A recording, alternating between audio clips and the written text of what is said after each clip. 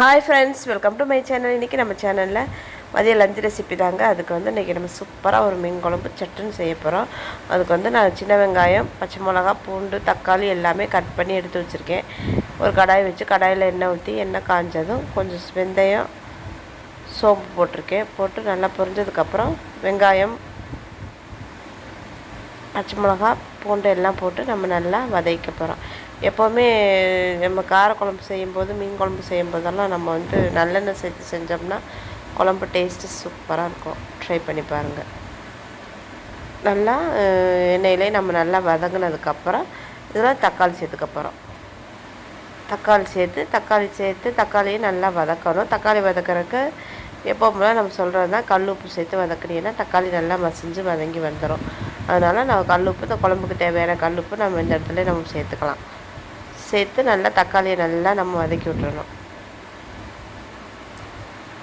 தக்காளி நல்லா வதங்கிட்டு இருக்கும்போது இங்கிட்ட வந்து நான் புளி ஊற வச்சு வச்சுருக்கேன். நம்ம தக்காளி எவ்வளோ எடுத்துருக்கோமோ அதுக்கு தகுந்த மாதிரி புளி நம்ம பேலன்ஸ் பண்ணி போடணும். அன்றைக்கி வந்து மாம்பழத்தில் ஒரு நாள் மாம்பழம் பச்சடி வச்சுட்டேன். மாங்காய் வந்து பச்சடி வச்சுட்டேன். சாரி, மாம்பழம் கிடையாது, மாங்காய் பச்சடி வச்சுட்டேன். அந்த கொட்டை மட்டும் வச்சுருக்கேன் மாங்காய்.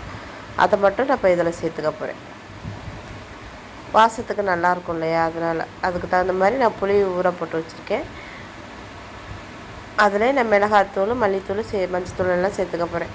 நான் இன்றைக்கி 3 ஸ்பூன் அளவு மிளகாத்தூள், 5 ஸ்பூன்லேருந்து 6 ஸ்பூன் வரைக்கும் மல்லித்தூள் சேர்த்துருக்கேன். கொஞ்சம் மஞ்சத்தூளும் சேர்த்துருக்கேன். சேர்த்து நம்ம நல்லா புளியை வந்து நம்ம நல்லா கரைச்சிக்கணும்.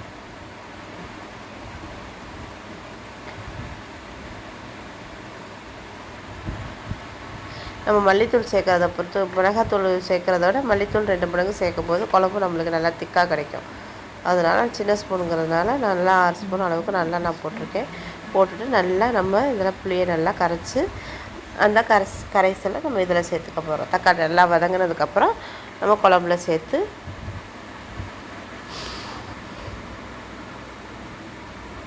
பாருங்கள். இப்போ தக்காளி நல்லா வதங்கிடுச்சு. இப்போ வந்து நம்ம குழம்புல வந்து நம்ம புளி கரைசலை சேர்த்துக்கணும். மசாலா எல்லாம் கலந்துருக்கிறதுனால இன்னொரு தடவை நம்ம கரைச்சி ஊற்றி நம்ம தேவையான அளவு தண்ணி ஊற்றி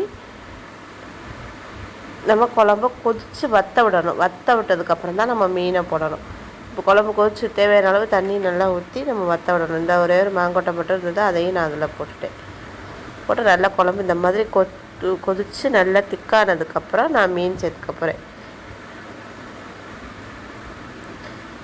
இப்போ கரெக்டாக தான் இருக்குது. இன்னும் கொஞ்சம் வற்றணும். ஸோ நம்ம குழம்பு மீனை போட்டு நம்ம வற்றினுச்சுன்னா கரெக்டாக இருக்கும். வெலை மீன் தாங்க வாங்கியிருக்கேன். நான் மண்டை வால் எல்லாமே இதில் சேர்த்துக்க போகிறேன். கொஞ்சம் மீன் வறுக்கிறதுக்கும் நான் எடுத்து வச்சுருக்கேன். அதே மாதிரி குழம்பு வந்து நம்ம காலையிலே வச்சிடணும்.